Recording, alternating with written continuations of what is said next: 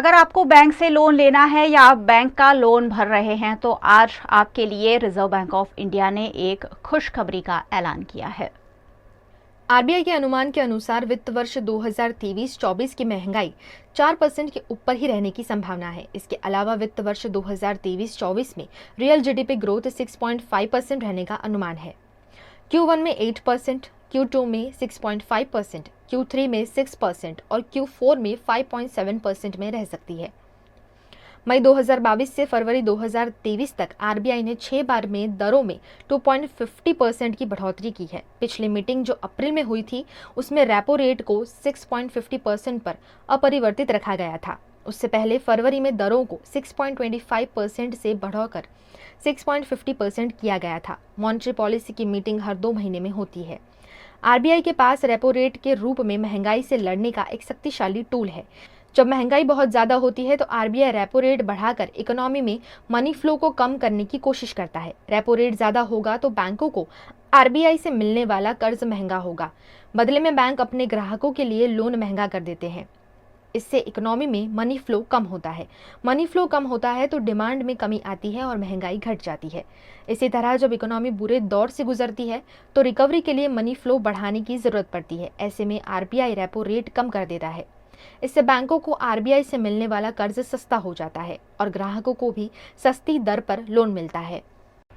देश भर में मानसून का बेसब्री से इंतजार किया जा रहा है। इसी बीच आज मौसम विभाग ने ये ऐलान कर दिया है कि मानसून केरल पहुंच गया है। मानसून आखिरकार एक हफ्ते की देरी से केरल पहुंच गया है। राज्य के 95% इलाके में बारिश हो रही है। कुछ घंटों में मानसून कर्नाटक और तमिलनाडु पहुंच जाएगा। मौसम विभाग के सीनियर साइंटिस्ट आर.के. जिनामणि ने बताया है कि हवा की स्पीड और हालात सही रहे तो यह बहुत तेजी से दक्षिण से उत्तर की तरफ बढ़ेगा। अगले हफ्ते तक उत्तर भारत पहुंच जाएगा। आमतौर पर केरल में 1 जून तक मानसून आ जाता है। आईएमडी ने पहले 4 जून को मानसून के केरल पहुंचने की बात कही थी, लेकिन अरब सागर में उठे बिपरजॉय तूफान ने इसका रास्ता रोक लिया था। बिपरजॉय अब पाकिस्तान की ओर बढ़ गया है, जिससे केरल पहुंचने के लिए मानसून का रास्ता साफ हो गया। Monsoon has onset over Kerala today, the 8th June 2023. Further advance likely into more parts of Arabian Sea, South Peninsular India, Bay of Bengal and Northeast India during next 48 hours. Heat wave conditions likely to continue over Bihar, Jharkhand, West Bengal, Odisha, Uttar Pradesh, Andhra Pradesh and Telangana during next 2 to 4 days. A very severe cyclonic storm, Biparjoy, lies over the east central Arabian Sea. Gujarat पर चक्रवात बिपरजॉय का खतरा तो टल सकता है, लेकिन बिपरजॉय के असर के चलते गुजरात में भारी बारिश हो सकती है। अरब समुद्र में बिपरजॉय नामक चक्रवात इस वक्त बीचों बीच स्थिर हो गया है, जो पोरबंदर से 965 किलोमीटर दूर है। इस वक्त बवंडर की गति धीमी होने की वजह से ये किस तरफ है और किस तरफ जा सकता है उसका अनुमान लगाना मुश्किल है। गांधीनगर मौसम विभाग के अनुसार इसकी आगे की जानकारी दोपहर के बाद ही मिल सकती है कि चक्रवात बिपरजॉय किस दिशा में आगे बढ़ रहा है। अगर मुंबई गुजरात के समुद्र किनारे की तरफ ये आगे बढ़ता दिखे तो गुजरात के लिए आने वाले 2 दिन मुश्किल हो सकते हैं। वहीं अगर पाकिस्तान की तरफ चक्रवात रुख मोड़ ले तो गुजरात के ऊपर से खतरा टल जाएगा, लेकिन 10 और 11 जून को बारिश होने की संभावनाएं तो जरूर है। साथ ही समुद्र के आसपास भारी हवाओं का अनुमान भी लगाया गया है। अरब सागर से अब बिपरजॉय पाकिस्तान की ओर आगे बढ़ रहा है। साथ ही समुद्र में जिस जगह ये बवंडर था उस दिशा में मानसून रुक गया था, जिससे अब मानसून के रास्ते खुल गए हैं। मौसम विभाग के अनुसार मानसून अब कल यानी कि 9 जून को केरला में दस्तक दे सकता है। चक्रवात की वजह से मानसून शुरू होने में पहले ही 8 दिन की देरी हो चुकी है। केरल के साथ साथ जहां से भी बिपरजॉय गुजर रहा है वहां पर घने बादल अभी भी छाए हुए हैं, जिससे कि बुधवार को केरला और लक्षद्वीप में भारी बारिश भी हुई है। दूसरी ओर बंगाल की खाड़ी में भी काले बादल छाए रहे, जिससे बारिश के पूर्व आने वाले 24 घंटे में कई राज्यों तक तूफान पहुंच सकता है। गुजरात के वडोदरा में सेंट्रल कोऑपरेटिव बैंक के चुनाव में 17 करोड़ का बैंको प्रॉफिट कराने वाले अतुल पटेल के बजाय राजू पटेल को अध्यक्ष बनाया गया है। गुजरात के वडोदरा शहर में आज सेंट्रल कोऑपरेटिव बैंक के अध्यक्ष उपाध्यक्ष का चुनाव कराया गया। भारतीय जनता पार्टी की ओर से मिले मैंडेट के तहत अध्यक्ष के रूप में राजू पटेल खाखरिया को नियुक्त किया गया है, जो सावली एपीएमसी के डायरेक्टर भी रह चुके हैं। वहीं उपाध्यक्ष के रूप में शिव उर्फ हेमराज सिंह महाराउल जी को नियुक्त किया गया है, जो बोडेली संखेड़ा के एपीएमसी के डायरेक्टर रह चुके हैं। वडोदरा सेंट्रल कोऑपरेटिव बैंक के अध्यक्ष और उपाध्यक्ष के रूप में राजू पटेल और हेमराज सिंह महाराउल जी की पसंदगी से समर्थकों में खुशी का माहौल देखने मिला। समर्थकों ने फूलों की माला पहनाकर उन्हें शुभकामनाएं दी। जब पाटिल साहब ने मैंडेट आप्यो, मोदी साहेब, भारत सरकार, सहकारिता मंत्री अमित शाह साहेब, जेपी नड्डा साहेब एमनो खूब खूब आभार मानीए छे। बेंकनो विकास थाय, खेडूतोनो विकास थाय, ए प्रमाणे अमे साथे डिरेक्टरो मळीने प्रयत्नशील रहीशुं। माननीय प्रदेश अध्यक्ष CR पाटिल साहेबे जे अमने अमारी पर विश्वास मूक्यो छे, जे जवाबदारी निभाई आपी छे अमने ए बखूबी अमे निभाईशुं। आ खेडूतोनी बैंक छे, आ बेंकमां जे अमारी आटला वर्षथी खोट हती अने हवे 17 करोड़ना प्रॉफिट पर आवी छे, ए ज रीते पारदर्शक वहीवट अमे करीशुं। अमारा बोर्ड ऑफ डिरेक्टरोए बधाए बिनहरीफ अमने निम्या छे। अमारुं एक ज ग्रुप छे अने एक ज ध्येय छे के बेंकनी प्रगति। लगातार 15 सालों से वडोदरा सेंट्रल कोऑपरेटिव बैंक के चेयरमैन रहे अतुल पटेल को इस बार भारतीय जनता पार्टी की ओर से मैंडेट नहीं दिया गया।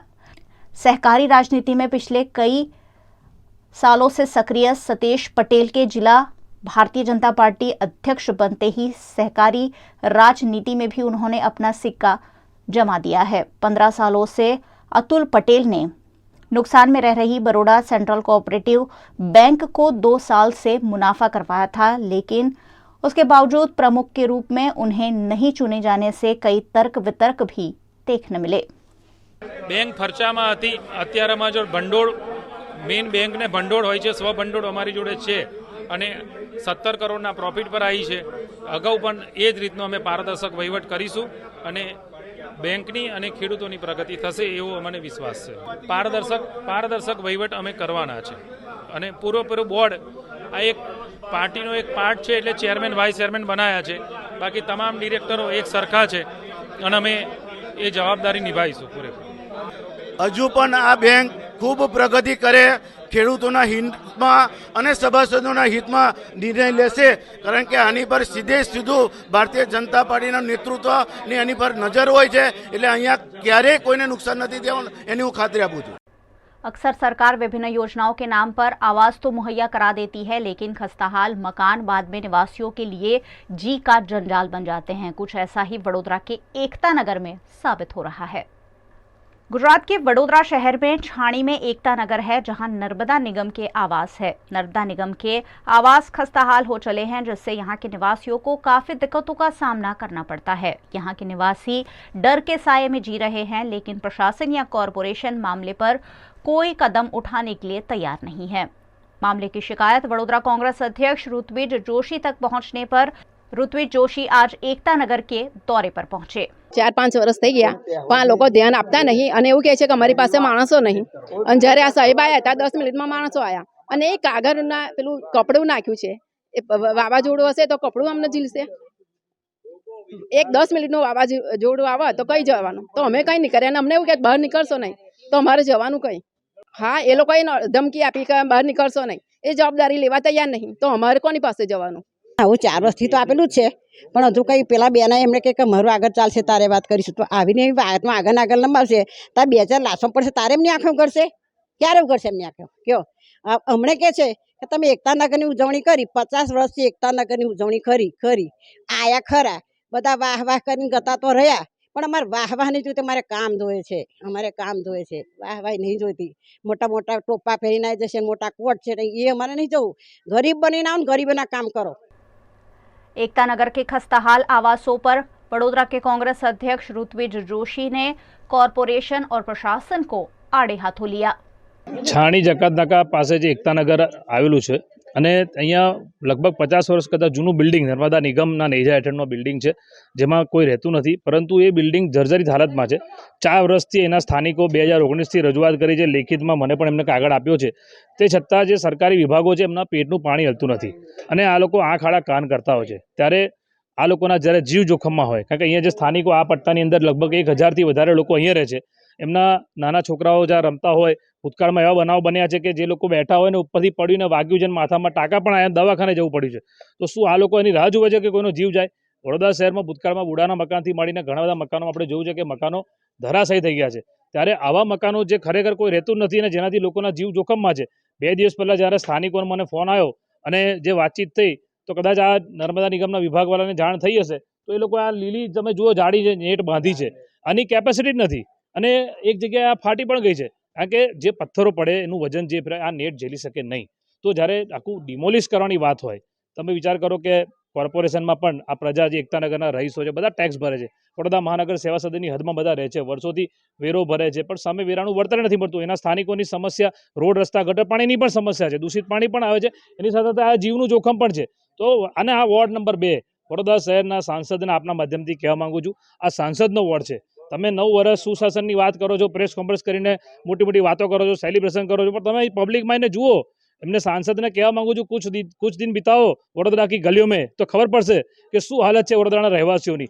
તો આજે જ્યારે લોકોના જીવ જોખમમાં હોય ત્યારે કોંગ્રેસ પક્ષે પ્રજાના એના સ્થાનિકોનો ફોન આવ્યો એટલા માટે અહીંયા સ્થળની મુલાકાત લીધી છે અને આ બાબતે અમે સમય આપ્યો છે કે 2-3 દિવસમાં નહીં થાય તો કોંગ્રેસ પક્ષ આ બાબતે આંદોલન કરશે. આવનારી 11 તારીખે વડોદરા શહેરમાં જનમંચ કાર્યક્રમ થવાનો છે જેમાં ગુજરાત વિધાનસભા વિરોધ પક્ષના નેતા અમિત ચાવડા સાહેબ પણ આવવાના છે.